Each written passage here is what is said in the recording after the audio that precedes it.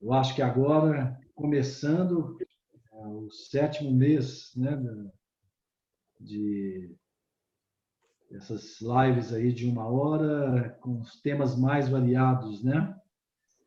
E nós trouxemos hoje aqui a doutora Regina Ribeiro, que é uma advogada especializada no direito à saúde e direito médico, graduada em 2002 pela Faculdade de Direito Milton Campos, especialista em Direito Civil pela PUC Minas, em Direito Médico pela Faculdade Paulista de Direito e mestre em Direito Privado pela PUC Minas, né? A Regina já é uma parceira antiga, apesar de jovem, uma parceira antiga do Instituto Axis. Também já conhece o Instituto, conhece as congregações e as dioceses, já conhece a nossa cultura, né?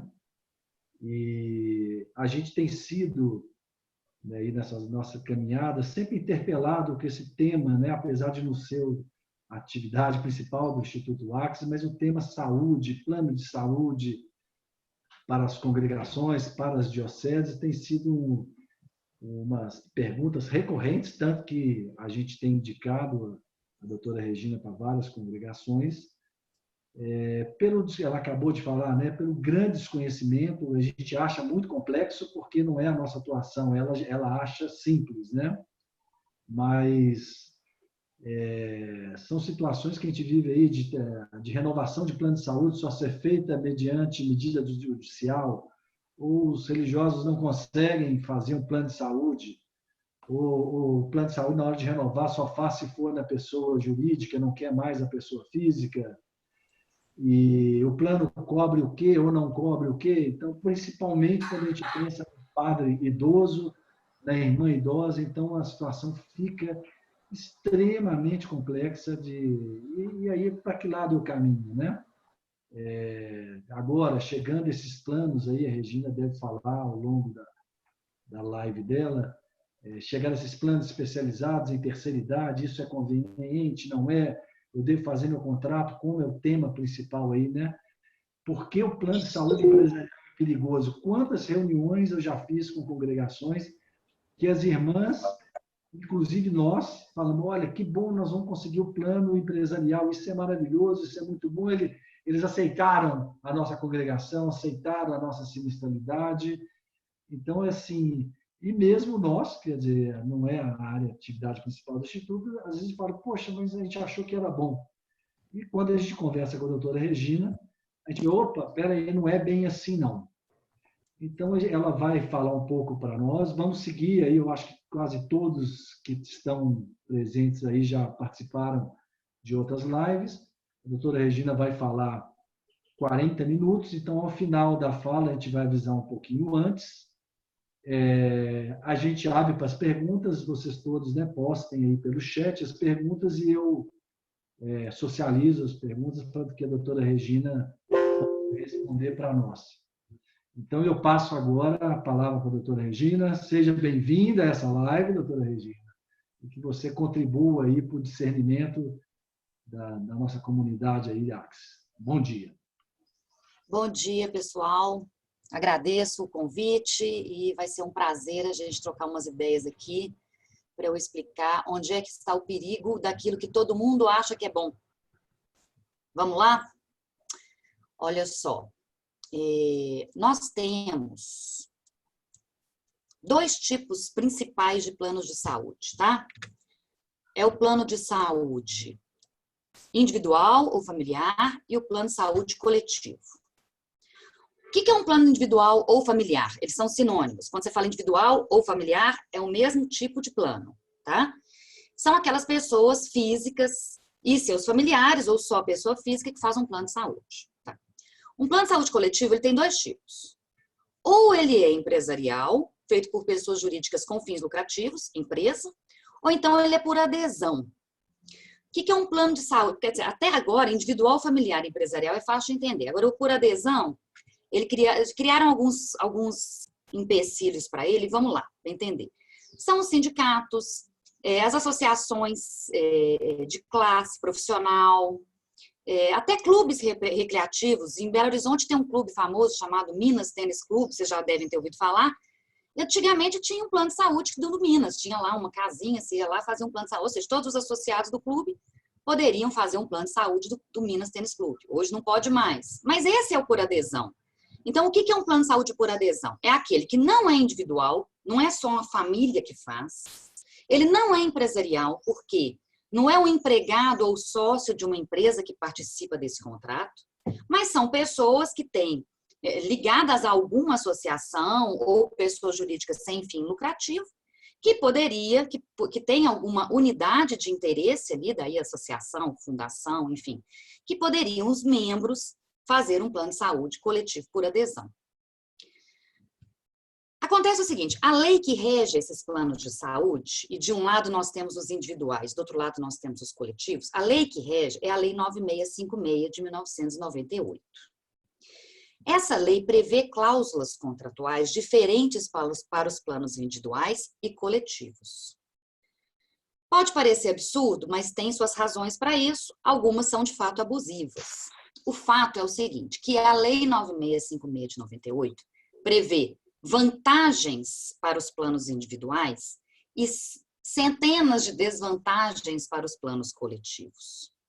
Desvantagem para quem? Quando a gente fala em desvantagem, desvantagem para o consumidor, vantagem para a operadora de plano de saúde. Então, para o consumidor, qual que é o plano que eu considero mais seguro? É o individual, e eu vou mostrar para vocês agora qual que é a diferença que a lei dá de tratamento para um plano individual e para um plano coletivo. Vamos lá. Olha aqui, planos coletivos e planos individuais. Os coletivos, tá lá, a ANS não fixa teto para o reajuste anual.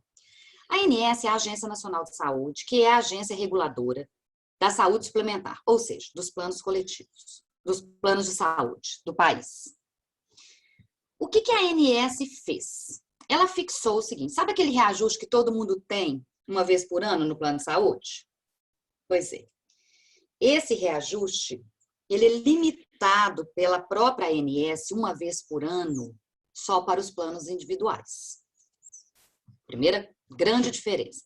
Os planos coletivos, não.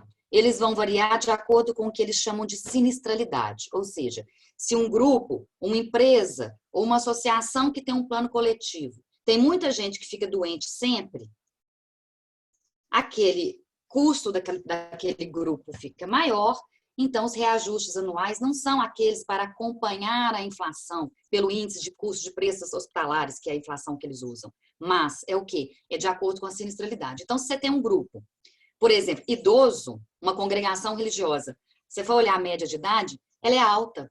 O que vai acontecer? Todo ano, ao invés de haver um reajuste anual pela inflação dos custos hospitalares, o reajuste dele vai ser pela sinistralidade. Então, teve 3 membros lá que precisaram fazer um tratamento de quimioterapia que foi caro, o reajuste do ano que vem vai ser mais caro. Só que esses reajustes, às vezes, chegam a 30%, 40% por ano. Ou seja, se num plano individual o reajuste, por exemplo, varia entre 7% e 13% ao ano, que é a variação da inflação dos preços hospitalares, custos hospitalares, a variação dos planos coletivos vai variar de acordo com a sinistralidade e costuma ser 2, 3, 4, às vezes 5 vezes maior do que dos planos individuais. O fato é que o plano coletivo não acompanha a inflação, só o plano individual que acompanha a inflação. E isso é muito grave. Mais à frente eu vou dar exemplos de clientes meus que eu tive que entrar em contato essa semana para pedir autorização para mostrar o caso aqui, para vocês entenderem o tamanho da discrepância que isso acarreta. Outra coisa, o plano coletivo ele tem uma vantagem em relação ao individual. Eu entendo que é a única vantagem do plano coletivo.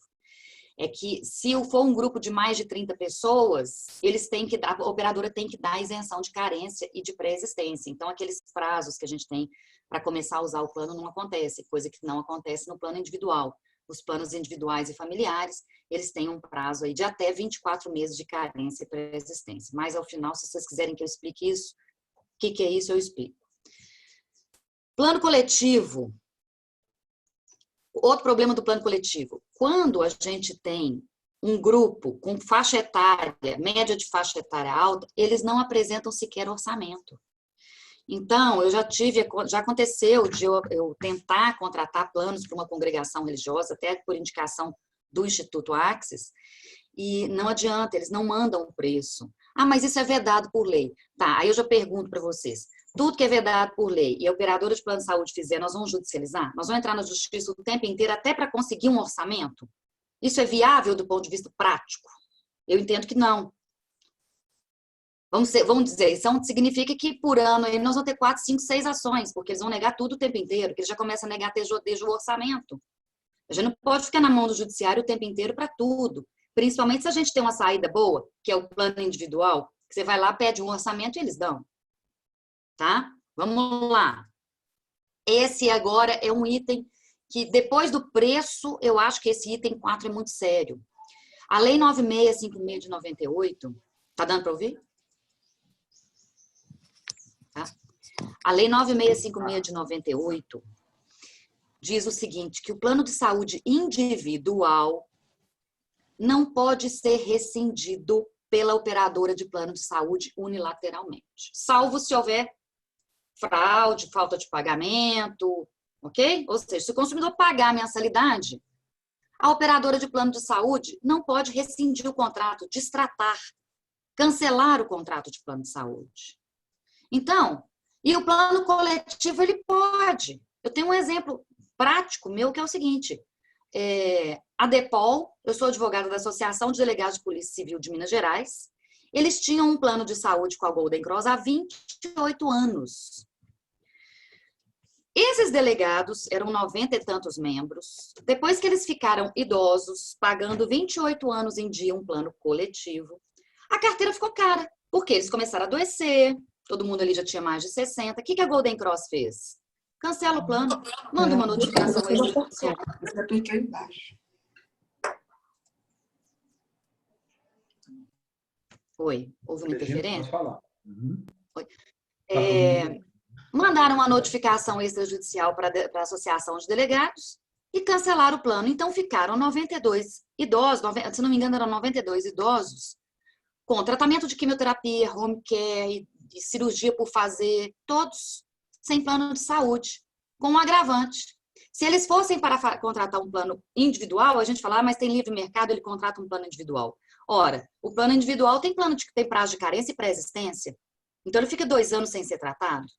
Enfim, depois de 28 anos pagando um plano de saúde, a operadora achou que a carteira ficou cara, porque enquanto era boa para eles, eles mantiveram. Os idosos tiveram que ir para o SUS. Que tal? Aí entramos com a ação, perdemos a ação. O judiciário avaliza isso. O judiciário não entende que essa cláusula é abusiva, que essa cláusula, que essa norma da Lei 9656 de 98 é abusiva. Vamos ver a norma. Aqui, ó. Parágrafo único do artigo 13, só para a gente ter uma noção. Os produtos de que trata o caput, ou seja, o que é o caput? Os produtos os contratados individualmente, ou seja, só os planos individuais, terão vigência mínima de 1 ano, sendo vedadas a suspensão ou a rescisão unilateral do contrato. O que a lei falou? Só os planos de saúde contratados individualmente, ou seja, chamados individuais, é que terão a garantia de que o plano de saúde não rescinda o contrato na hora que lhe der na telha, na hora que o contrato fica caro para ele. Bom, outro problema do plano, agora tem um probleminha também do plano coletivo. Quem precisa, e eu tive isso muito nas congregações religiosas, de problema, quem precisa de atendimento em rede nacional não consegue comprar um plano de saúde coletivo. Porque há opção, mas o individual não há. Eles não vendem o individual é muito bom, eles não vendem. Você não consegue, por exemplo, falar assim, eu quero comprar um plano de saúde para mim, Regina, individual, que é o plano de saúde perfeito, que a lei me dá várias garantias, que me atenda no país inteiro. Você não consegue. Você não acha para comprar. Não é porque a lei proíbe, não acha para comprar. E aqui eu vou dar alguns exemplos voltando à questão do preço. O que as operadoras de plano de saúde fazem? Tá fácil de entender que o plano de saúde coletivo é muito melhor para a operadora, né? Deu para entender, concordam? A Unimed prefere vender, por exemplo, o Saúde Bradesco, a Amil, preferem vender um plano de saúde coletivo. Por quê? Ele pode rescindir na hora que ficou caro, ele não tem teto de reajuste fixado pela ANS, ele não prova que aquele índice de sinistralidade do reajuste anual dele foi aquele mesmo, nem em juízo eles provam. Então, o que acontece? Esse caso aqui desse slide é o seguinte: a cliente me procurou pagando inicialmente R$ 406,61. 5 anos depois, o plano de saúde dela estava R$ 2.265,11. Então, houve uma variação, um aumento de 458% em 5 anos. Só que isso aqui, gente, é mato, tá? É toda hora. Só que eu não vou mostrar todos os casos, porque não dá nem tempo. Estou mostrando um.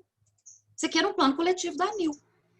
Se você for contratar, por exemplo, um plano de saúde individual da Amil, se você conseguir comprar, o que o consumidor tem que fazer? Ele vai ter que pagar, ao invés de 406 inicial, por exemplo, ele vai ter que pagar 700. Por que a operadora de plano de saúde faz isso? Para convencê-lo a fazer um plano coletivo. Não, abre uma pessoa jurídica aí, 3 pessoas, ou então entra numa associação aqui, ó, assina esse papel para entrar na associação e a gente vai fazer um plano coletivo que ele é muito mais barato. De fato, num primeiro momento, se o individual é R$ 700 e o coletivo é 406, o que o consumidor faz? Ele cai no golpe, paga 406. Daqui a 5 anos o plano de saúde dele é impagável. E aí, cadê o livre comércio nessa hora? Não tem. Sabe por que não tem? A livre concorrência. Não tem livre concorrência, porque se essa pessoa for para um plano individual, porque esse aqui ficou caro, ela tem que cumprir carência e pré-existência de 2 anos no plano individual. Então, o que acontece? Ela fica entre a cruz e a cordeirinha. Ela não pode sair de uma mensalidade de mais de R$2.000 para uma pessoa. E ela não pode ir para o individual, porque se ela tiver, por exemplo, uma doença pré-existente ou precisar fazer uma cirurgia, ela tem carência. Outro exemplo, esse aqui é um caso do Saúde Bradesco, cliente meu, dono de uma panificadora, uma padaria. Eram 6 membros o plano. Começou em 2013 com R$ 2.785. 5 anos depois teve 250% de aumento, passou para 9.843. Ou seja, de 3.000 passou para 10. E isso vai continuar subindo, tá, gente? Daqui mais 5 anos esse plano é 20.000.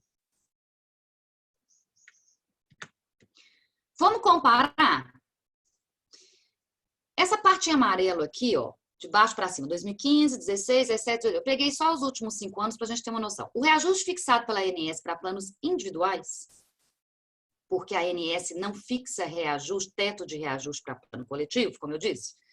De planos individuais foi assim, 2015, 13 e pouco, depois 13 e pouco, agora está em 7,35. Tá, eles entenderam que foi esse o reajuste, tá bom. Então, o plano de saúde individual no ano de 2015, ele foi reajustado em 13,55%, em 2016, 13,57% e assim por diante. Então, no exemplo lá da padaria, o que aconteceu? Eu fui pegar os reajustes deles. Vamos comparar? No ano de 2015, os planos individuais tiveram 13% de reajuste, 13,55%, a padaria teve 16,49%. Em 2016, os individuais 13,57%, a padaria teve quase 21% de reajuste.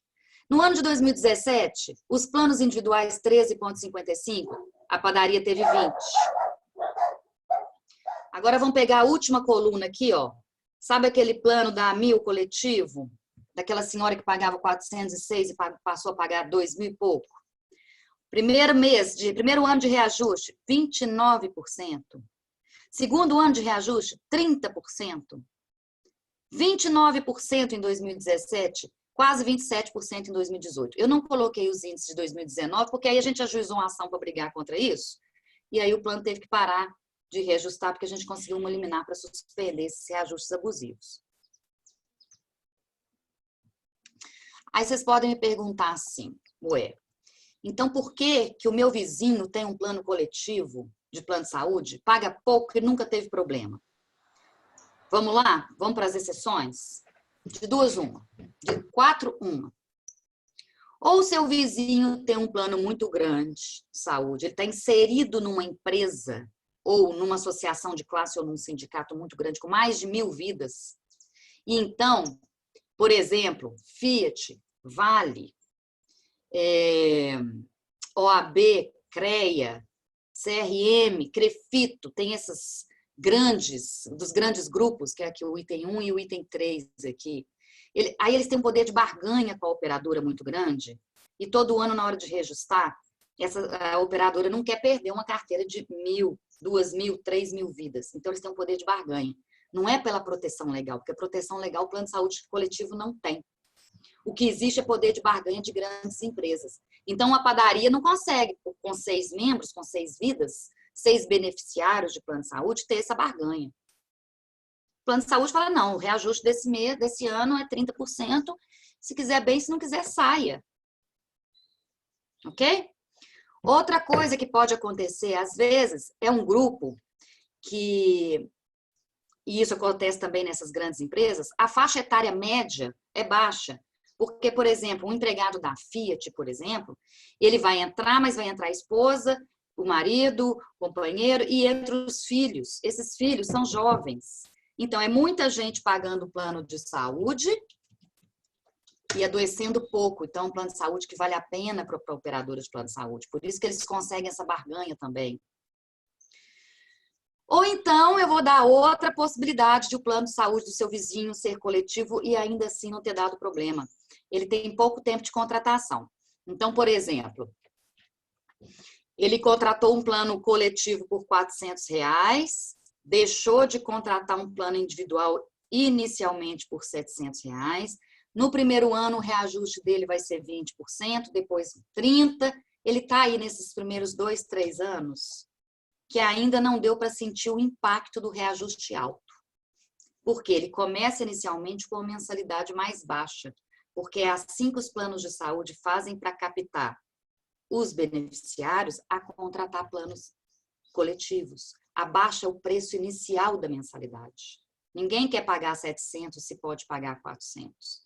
Ele só se esquece que daqui a 4, 5 anos o plano de saúde coletivo é impagável.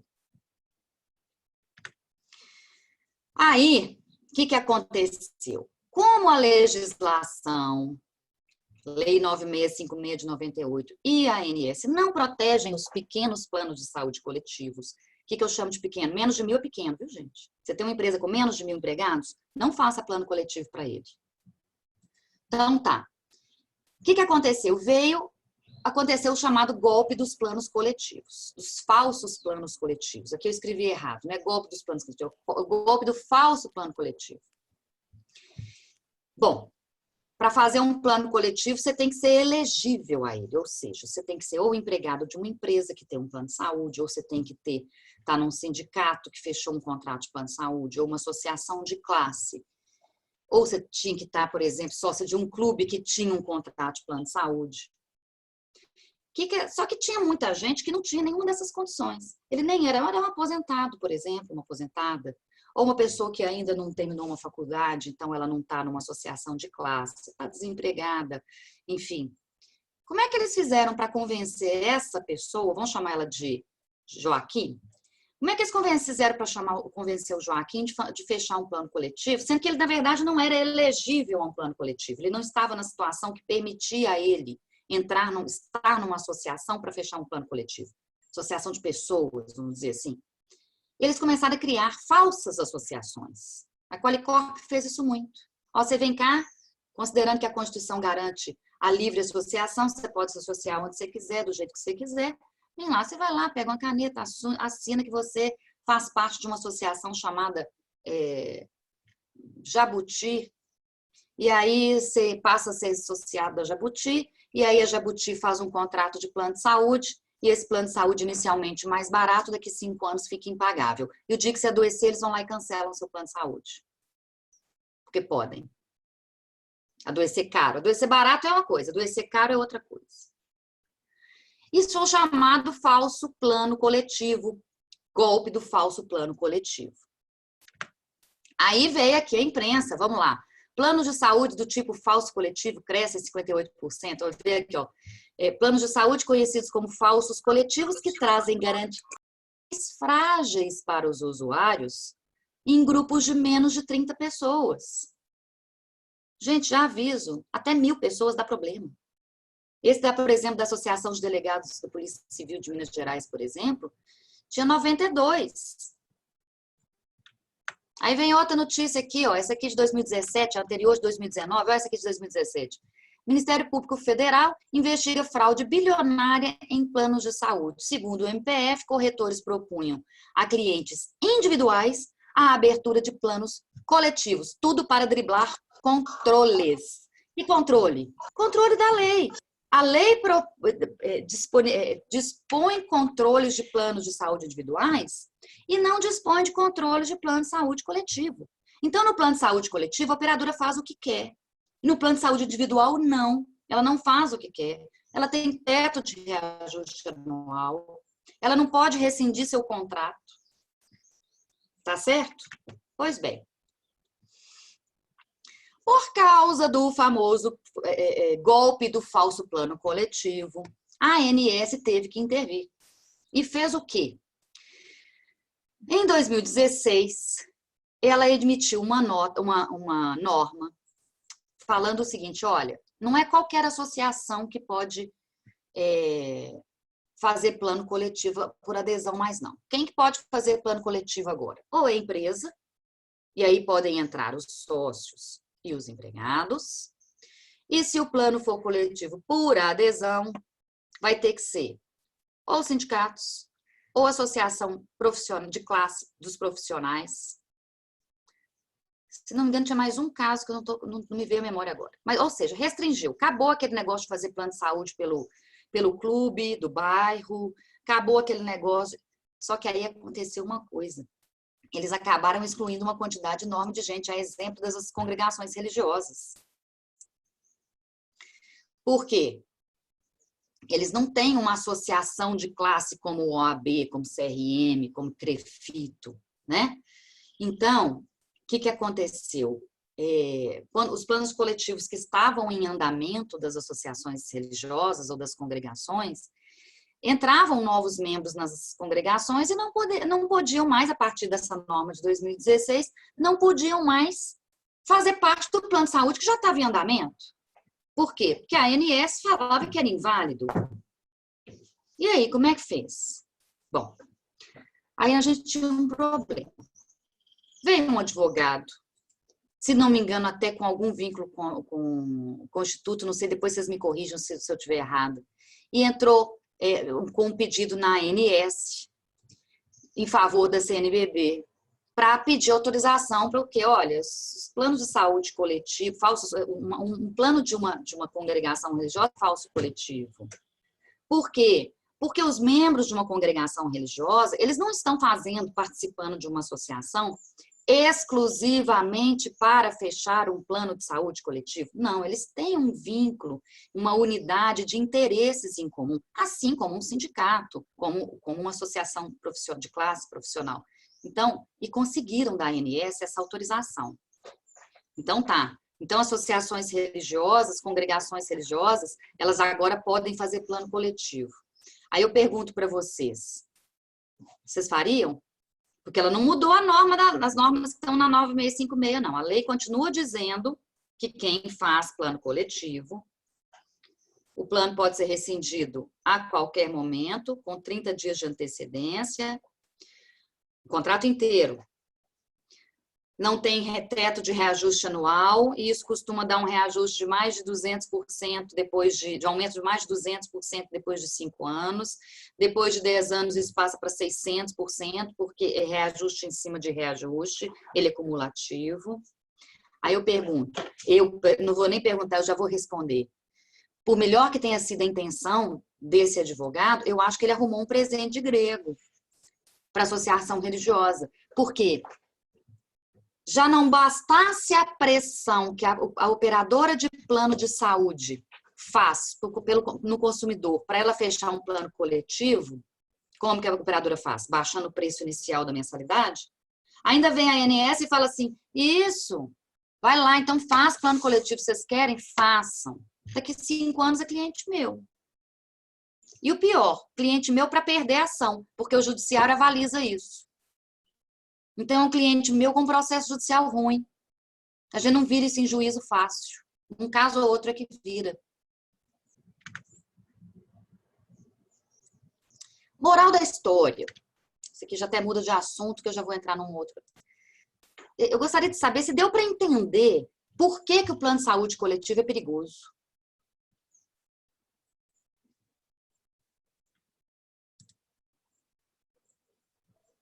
Sim, eu acho que estamos, apesar de todos leigos no tema, mas estamos entendendo bem, sim, a sua colocação, né? Deu para entender, né? É um Tá, eu risco vou... enorme coletivo, né? Aumenta na hora do momento do aumento da sinistralidade, né? Ainda mais pensando nas congregações com uma grande fatia de padre idoso e de irmã idosa, que tendem a usar muito, ou seja, a sinistralidade aumenta o custo no ano seguinte, o que eu entendi da sua fala. No ano seguinte, ou nos anos seguintes, nós teremos um aumento expressivo, né, do custo médio mensal para aquela associação religiosa, no caso, para aquela congregação. É Exato. isso, não é isso? É isso, porque eles fazem o preço mais baixo do plano coletivo como isca, para convencer. É realmente difícil convencer, por exemplo, uma religiosa, qualquer pessoa, de pagar R$700 num plano de saúde individual, ao invés de pagar 400 num plano coletivo. É difícil convencer, né? Eu agora vou passar, ainda, já que nós estamos falando de atenções, né, que a gente deve tomar para contratação de plano, eu fiz aqui um slide para saber, é uma pergunta muito comum que me é feita. Sabe a chamada coparticipação? Todo mundo me fala assim, vale a pena contratar um plano com coparticipação? Ou é melhor contratar um plano sem coparticipação? Vamos lá. O plano com coparticipação, eu fui interrompida aqui um minutinho, vocês me desculpem. O plano com coparticipação não é bom só para a operadora, ele é bom também para o consumidor. Pode colocar no papel, salvo uma pessoa que tem uma doença crônica grave, um câncer em tratamento, ele normalmente é bom para o consumidor. Não precisem ter medo de contratar a coparticipação. Só peço para tomar um cuidado.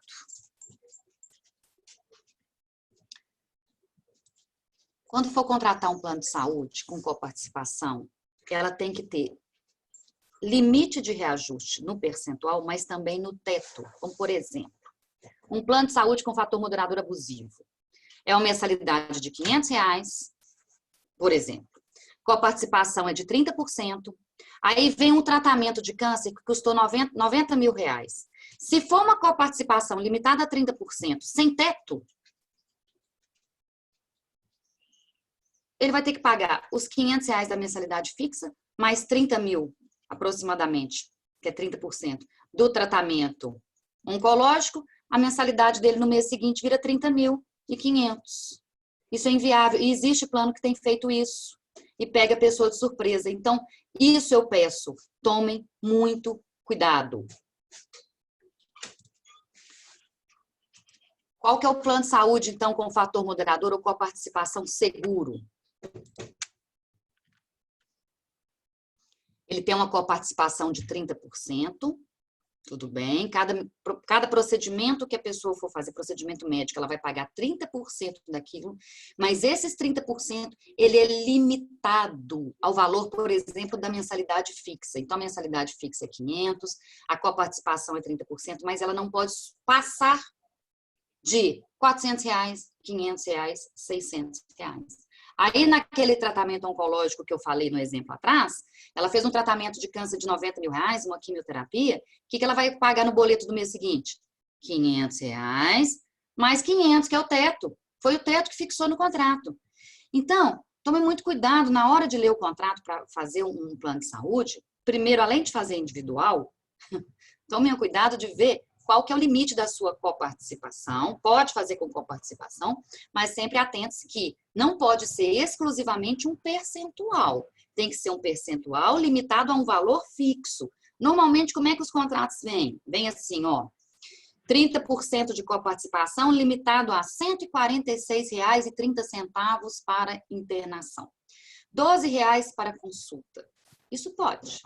Sem limite fixo, não pode.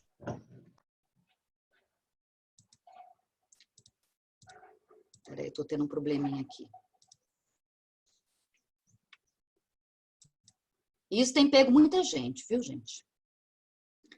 Já que quando você procura uma pergunta, por exemplo, mas quando não tem a limitação dos R$ 500, é ilegal ou não? A partir de Até os 2019 30 passou a mil. ser legal. É legal isso. Quer dizer, A o partir que de não... 2019 passou a ser legal. E aí começou a me aparecer gente que fechou o contrato baratinho. O contrato baratinho, vocês ficam muito espertos com eles. Fechou um contrato baratinho, que a coparticipação era de 30%. Teve um caso de câncer no ano de 2019. Fez o tratamento. E aí, R$ 90 mil no boleto do mês seguinte. Quando você vai ver o contrato... Então, é imoral, mas não é ilegal. É imoral, mas não é ilegal. Era Então, ou proibido. Em seja, nós temos que 2019, estar liberaram. atento. Às Oi? vezes o barato que sai caro, a mensalidade está baixinha porque tem essas pegadinhas aí. É isso? Exatamente. É Tá. exatamente. Então, Só toma muito aproveitando que cuidado. eu te interrompi, você tem mais 5 minutos, tá? Porque está Combinado. chovendo pergunta aqui no meu WhatsApp. Acabou. Acabou? Acabou. Então você foi bem. Vamos lá. Vamos a algumas perguntas aqui. Eu vou pegar primeiras do chat e depois algumas aqui no WhatsApp. Tá? Ô, Regina, só por favor, agora para de compartilhar para a tela aumentar. Aí, obrigado. Vamos lá. Nossa Senhora. Nós não vamos... Doutora Regina, se o meu plano coletivo tiver sido cancelado pela operadora, eu posso aproveitar as carências, inclusive as de pré-existência para a contratação de um plano individual? E se eu cancelar o plano coletivo, poderei aproveitar essas carências? Aproveitamento de carência é um tema complexo. Vamos lá. No caso, ele falou que houve um cancelamento de plano coletivo. Tá. Uhum. Se ele for contratar um outro plano coletivo na mesma operadora, o que é muito improvável, porque ele teve o plano dele cancelado, ele aproveita carências. Mas é no plano individual é que se permite, de acordo com o parágrafo único do artigo 13 da Lei 9656, é só no plano individual que você consegue aproveitar a carência. Então, às vezes, ele até consegue, mas por uma benesse do plano de saúde de destino, que é o segundo plano de saúde. Esse aproveitamento de carências, também chamado de portabilidade, ele não funciona como a portabilidade de um número de telefone de uma operadora para outra, não, viu, gente? A gente está muito acostumado, cansei da TIM, passo para Vivo. Levo o meu telefone, 24 horas depois está funcionando. Plano de saúde não funciona assim, não. As regras para fazer a portabilidade são tão complexas, mas tão complexas que as pessoas desistem. Corretores de plano de saúde não conseguem informar se um plano para o outro tem portabilidade. Então, ela foi feita para inglês ver. Quando chega um caso para mim de portabilidade, eu perco uma tarde inteira ou uma manhã inteira para analisar se eu vou conseguir fazer a portabilidade do caso ou não.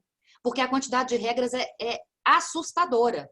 E, normalmente, a gente cai no não. Não é possível fazer a portabilidade de carências. Daí o perigo de fazer um plano de saúde coletivo. Aí foi mais um ponto bacana. Agora, se o plano de saúde dele era individual, ele aproveita a carência para o próximo plano. A portabilidade é muito mais fácil de fazer. Então, em última análise, ele acaba pagando prazo de carência e pré-existência só no primeiro contrato de plano de saúde que ele tem. Porque nos outros ele consegue a portabilidade. Agora, de plano coletivo para plano individual, é muito difícil conseguir. Consegue, mas casos muito fechados, e aí tem que entrar no site da ANS, ver a quantidade de normas, e sim, tem que analisar. Ok. Outra pergunta. Qual seria a melhor estratégia para as entidades religiosas que estão em plano coletivo e, eventualmente, migrar para planos individuais? Entendeu ou não? E que, eventualmente... Não. E, eventualmente, migrar para os planos individuais. Como é que elas fazem para sair do plano coletivo e ir para o plano individual? Olha, a gente tem dois jeitos de resolver isso. O primeiro é fazer uma progressão, uma transição progressiva, ou seja, já que não vale a pena entrar em planos coletivos, quem está no plano coletivo fica. À medida que o plano for ficando caro, sua mensalidade ficou cara, passa para o plano individual. Mensalidade ainda está barata, fica no coletivo. Ou então, vamos fazer um levantamento de todos esses religiosos que estão nessa carteira que você está me falando, vamos cancelar o plano coletivo e já contratar um plano individual de 1 por 1. Ah, mas vai subir o preço. Hoje a gente gasta 100 mil com plano de saúde, nós vamos gastar 180 mil. Mas daqui a 5 anos, você iria gastar 500 mil, vai estar gastando 200. Entendeu? Fora que o plano de saúde de congregações religiosas é o famoso plano que vai haver rescisão contratual quando a carteira envelhecer. Então, elas vão ter que fazer essa transição para um plano individual de qualquer maneira. Resta saber se vai ser no susto ou vai ser pensado. Porque vai chegar uma notificação uma hora e falar, seu grupo está caro, eu vou cancelar. E não adianta eu entrar na justiça não, porque a chance de eu perder é muito grande. E são pessoas distintas, mas essa outra pergunta tem correlação com a anterior. As operadoras ou seguradoras de plano de saúde são obrigadas por lei a vender planos individuais? Algumas informam que não possuem planos individuais. Eu já ouvi isso de alguns padres falando isso comigo também. A Saúde Bradesco, por exemplo, não tem plano individual. Uhum. Unimed BH tem, se não me engano, Sul América tem. Eu já aconselho todos a procurar plano individual o mais rápido possível, a não ser que estejam em grandes empresas, em grandes sindicatos ou associações de classe, salvo esses, eu já aconselho já procurar, porque a tendência é que as operadoras parem de vender o plano individual e não existe lei obrigando a operadora a fazer plano individual. E não acredito que essa norma vai sair. Uhum. Então, não existe lei obrigando? Não, Uhum. não existe. Ok.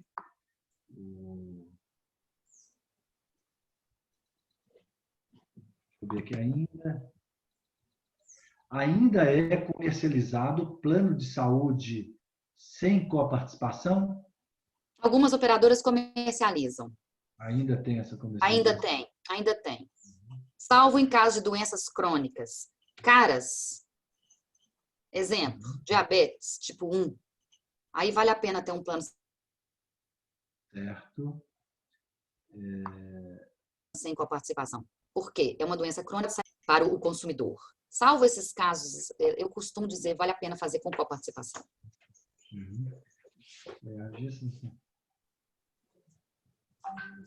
Bom, aqui,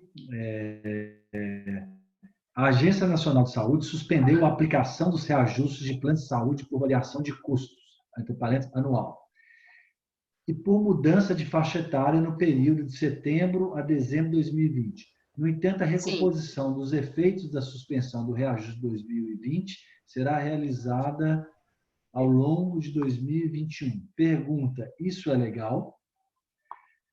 A arquidiocese custeia 50% da mensalidade do plano de seus empregados. E essa medida trouxe segurança jurídica, pois como irei aplicar a medida agora, depois de descontar a recomposição do empregado? Bom, ela está amparada pela norma.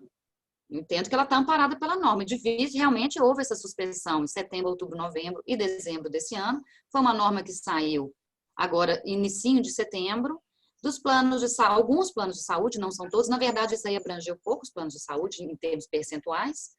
E o reajuste que vai ficar suspenso nesse período vai ser cobrado em 2021. Retorna essa cobrança para o empregado, porque tem amparo em lei, não vejo problema nenhum. Aqui, Valdemar falando, então, ele estava numa conversa aqui também no chat, mas então daqui a pouco vão acabar com o individual, e aí? Aí o seguinte, aí nós estamos tudo frito. Aí o seguinte, qual que vai ser o plano confiável? Entrem em planos com grandes grupos. Então, se é fisioterapeuta, vai lá na sua ordem da sua AB, no seu CRM, no seu CREFITO, enfim, vai lá no seu órgão de classe e pergunta, seu CREA, qual que é o plano de saúde que vocês fazem? Aí quem não tem uma associação de classe dessa, vai passar aperto. Porque vai ter que abrir... No nosso caso, nós estamos falando aqui, aí eu que estou falando, eu estou fazendo essa pergunta, né? E essa, não é nem a pergunta, é uma observação. No nosso caso, nós estamos falando das dioceses e congregações, eventualmente só a irmã pode ser enfermeira, então, mas assim, via de regra, são religiosos, né? Então, ele tem a congregação, o CNPJ da associação ou da entidade religiosa, que é a arquidiocese, né? Pois é, por isso que eu acho que é o seguinte, gente, vocês estão numa cidade, num estado que existe alguma operadora razoável que vende plano de saúde individual, paga um pouquinho mais caro agora e faz o individual. A gente não sabe por quanto tempo ele ainda será vendido, tá certo? Esses têm a garantia de lei. Ah, mas amanhã a lei pode mudar. Isso sempre. Toda garantia legal ela é relativa porque a lei pode mudar. Mas considerando a realidade legislativa de hoje, faz um plano individual ou então entra numa associação grande ou numa empresa grande. Leia-se mais de 1.000 membros. Qual a diferença prática entre operadora de saúde e seguradoras de saúde? A legislação é a mesma? A lei que rege as duas é a mesma. As seguradoras têm também alguma legislação a respeito de seguros. A diferença é o seguinte, a pergunta em última análise que você fez é o seguinte, qual a diferença de um plano de saúde para um seguro de saúde? Né? Uhum. Seguro de saúde e plano de saúde, todos os dois têm aquele livrinho, ou também na internet, de referência. Atende no hospital tal, pelo médico tal, laboratório tal. Todos os dois têm isso. Você vai lá e escolhe. Só que a seguradora, ela te dá uma coisa a mais. Você pode contratar um médico da sua confiança que não está no livrinho deles e depois eles te reembolsam o valor da consulta até um limite. Então, você pagou R$500 de consulta no médico da sua confiança que não é credenciado ao plano de saúde, a seguradora, eles te reembolsam, por exemplo, R$300. Essa é a diferença. E o plano de saúde não tem essa possibilidade de você contratar alguém fora da rede credenciada. Certo. Consigo alterar o meu plano coparticipativo para incluir uma limitação? Para incluir o quê? Uma limitação. O que ele está chamando de limitação? Eu não entendi aqui, tal. Eu estou entendendo que deve ter a ver com a sua fala. Estou inferindo isso aqui. Uma limitação do teto. Exatamente, do teto. Eu quero tirar o teto para não ter mais problema, né? Não tinha teto, o negócio dos 30 mil que você explicou. Eu consigo ir lá alterar, negociar para colocar uma limitação para ficar nos R$500? Na prática, você não consegue. Não consegue, está no contrato. Você vai ter que cancelar aquele contrato e fazer outro. Objetivamente, numa entidade que possui religiosos, professores, funcionários e seus dependentes, é melhor eu manter ou migrar para o individual? Pelo que eu estou entendendo, também está respondida, só se for muito grande, né? Para ter poder de barganha. Qual que é o problema? Nesse caso concreto aí, qual que é a realidade dos grupos de religiosos? Congregações, eu não sei nem qual que é a pessoa jurídica que é usada hoje. Qual que é o problema? A faixa etária média é alta.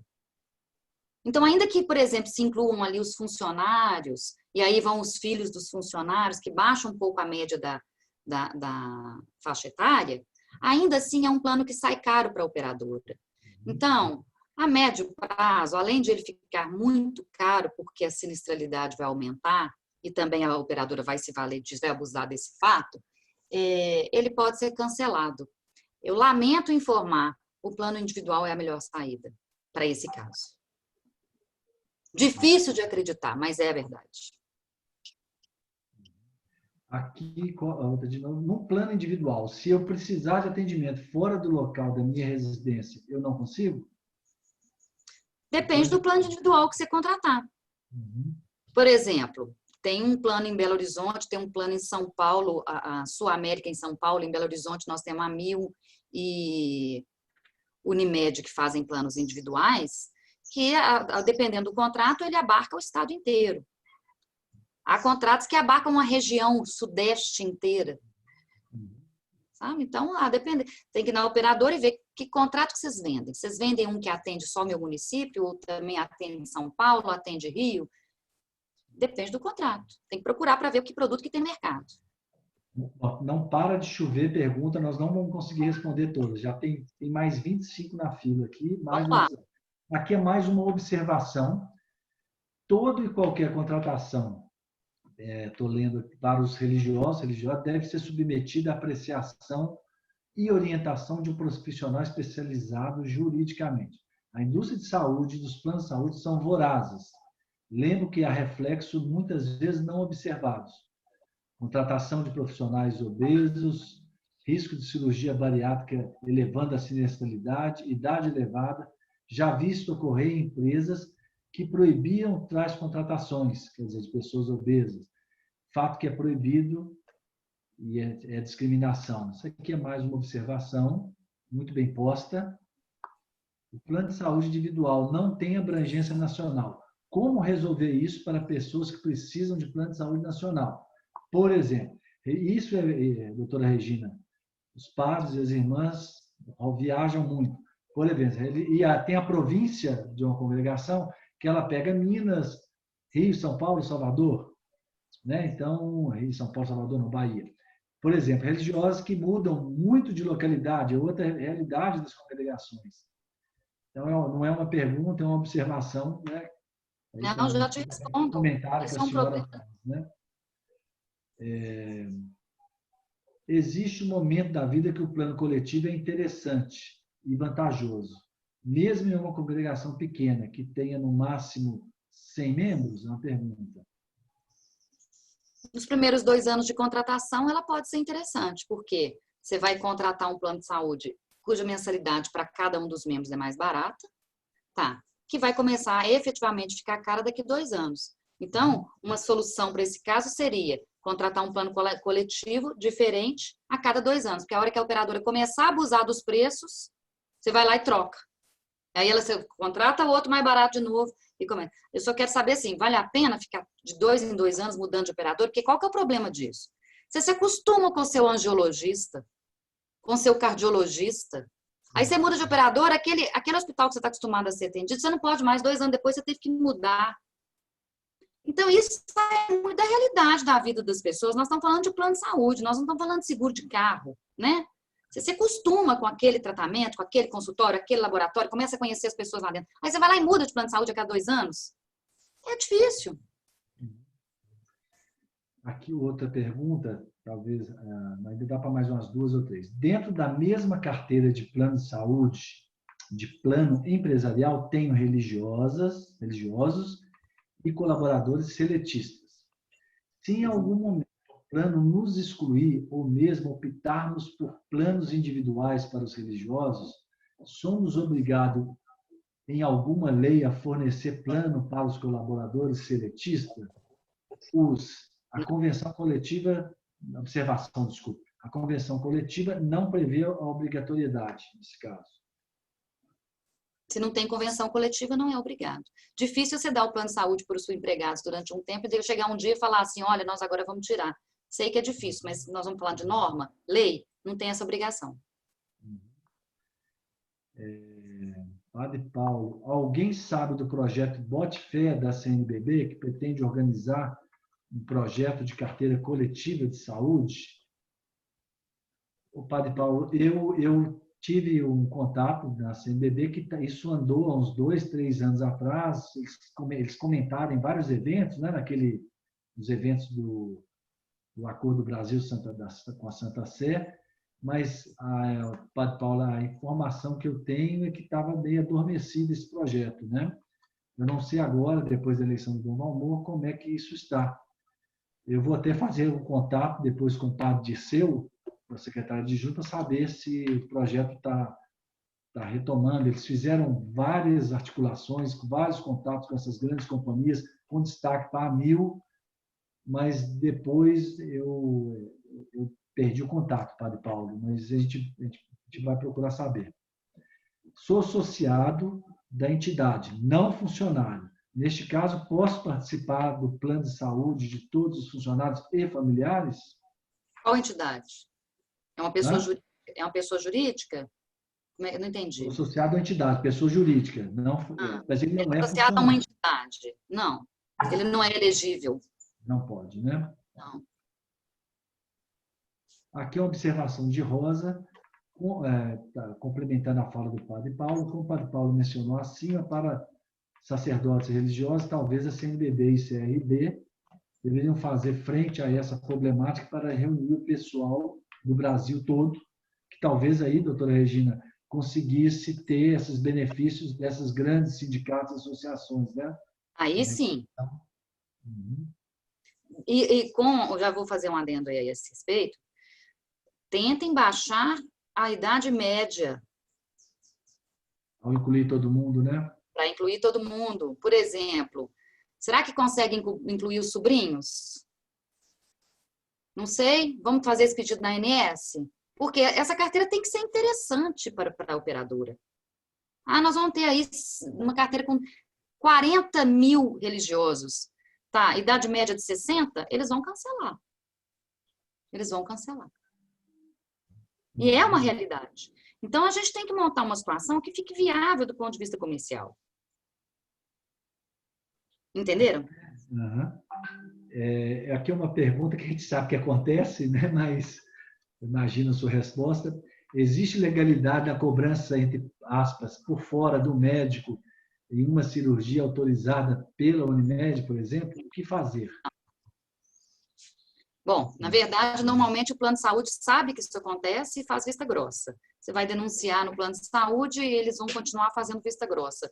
Sugiro mude de médico. Uma outra aqui em nossa diocese, fazem pela modalidade coletivo por adesão e pela Associação de Profissionais Liberais. Estamos corretos? São quantos membros? Aqui não fala, ele só fala o seguinte, aqui é uma Tá ruim. diocese, normalmente não tem um volume de 100, 200 funcionários, não. Tá ruim. O grande problema que eu vejo para os religiosos de fazer o plano individual nem é só o preço, não. Porque o preço vai ser mais caro só inicialmente. A médio prazo ele vai ficar até mais barato do que o que vocês pagam. O grande problema que eu vejo é porque, como mudam muito de endereço e a gente não acha um plano individual para comprar com atendimento nacional, aí, então, o que normalmente se faz? Que eu já orientei alguns a fazer. Você mora normalmente, qual que é o seu lar principal? É São Paulo? É Campinas? Então, faz um plano em Campinas. Se acontecer uma urgência, você corre para lá. Tá certo? Agora, não, eu moro 2 anos em cada lugar. Aí começa a ficar com cada lugar que você for morar, aproveitando as carências de um para o outro, porque de plano individual consegue-se aproveitar carência para o próximo plano individual. Tem algumas limitações, mas é possível fazer. Ruim, mas é o melhor que tem. Com o tempo estourado, essa pergunta aqui difícil, viu? Mas como fazer a migração para o plano individual quando as convenções coletivas, que aí é diferente do pároco que perguntou, quando as convenções coletivas consideram como direito adquirido? Isso é difícil. Aí vai ter que judicializar isso. Entrar com uma ação declaratória para estender o entendimento daquela coisa julgada como direito adquirido para poder fazer um plano mais seguro, explicar as razões. Aí eu acho que tem que ser uma ação declaratória para isso. Tem que ser um processo judicial. Queria finalizar, como eu recebi aqui no WhatsApp, de um padre e 3 irmãs aqui, quase idênticas as perguntas, que eles pediram para você voltar ao tema.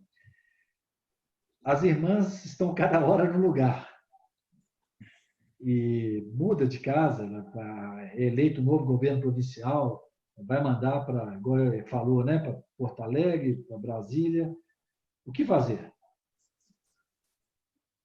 Eu não tenho a solução pronta para isso. Pode ser que alguém um dia venha te dizer qual a melhor saída. Aí a gente vai ter que escolher qual que é o menor risco. Não tem uma solução perfeita. Vamos lá. Ou nós vamos fazer um contrato individual e a cada vez que for mudar, faz outro contrato individual na próxima localidade, ou nós vamos correr o risco do plano coletivo com tudo isso que eu disse. O fato é, a solução ideal para esse problema não existe. O que existe é qual risco nós queremos correr. Doutora Regina, a gente tem que finalizar, mas também está aqui repetida a pergunta, as irmãs falando que sai do problema plano de saúde aqui. estou falando o seguinte, e eu sei que a senhora tem conhecimento dessa área aí do SUS. Quando não está conseguindo, então eu estou pedindo como para todos, né? Eu estou partilhando aqui, é fora desse tema, mas a pergunta está sendo tão recorrente aqui que eu vou partilhar com a senhora, doutora Regina, se a senhora responder. Não temos plano de saúde e temos problemas para conseguir vagas, atendimento, medicação dos religiosos pelo SUS. Existem medidas contra o SUS para acelerar o atendimento das irmãs? Então, a gente sai do tema, doutora Regina, mas eu vi aqui que são muitas perguntas nesse Normalmente, vou aconselhar de uma vez. Vai na Defensoria Pública Estadual da sua cidade e procure, porque a Defensoria Pública sabe fazer isso muito bem, são eficientes e resolvem os problemas. É o que eu sugiro. Eu faço muito esse tipo de processo, embora não seja defensora pública, mas é a melhor saída. Deixa eu ir no Ministério Público. Não perca seu tempo. Não vai resolver. Vai direto na Defensoria Pública. Repito, Ministério Público não resolve esse problema. Mas aqui tem uma curadoria de saúde. Não resolve. Quem resolve isso é juiz. E para ter acesso ao juiz, quem vai realmente cutucar o juiz é um advogado. Então, ou contrata um advogado, ou vá na Defensoria Pública já com um aviso. Defensor público sabe fazer esse tipo de processo, faz muito bem. Aprendemos mais uma, eu pensaria no Ministério Público. Deus me Gente, livre. nós estouramos o horário, 11 horas e 2 minutos. Tem muita pergunta, não para de entrar aqui. Nós vamos tentar responder as perguntas, a gente vai encaminhar para a doutora Regina. Agradeço a todos, especialmente a doutora Regina disponibilizar seu tempo para nós, seu conhecimento, e agradeço a todos e caminharemos as perguntas para a senhora, doutora Regina, para nos orientar. O tema é abrangente, talvez mereça daqui a algum tempo uma outra live, mas obrigado a todos, bom dia a todos, bom trabalho, bom final de semana a todos. Eu que agradeço, obrigada a todo mundo. Gente, estou às ordens para dúvidas por e-mail ou como vocês acharem que devem me enviar, tá bom? Ok, logo a todos, tchau.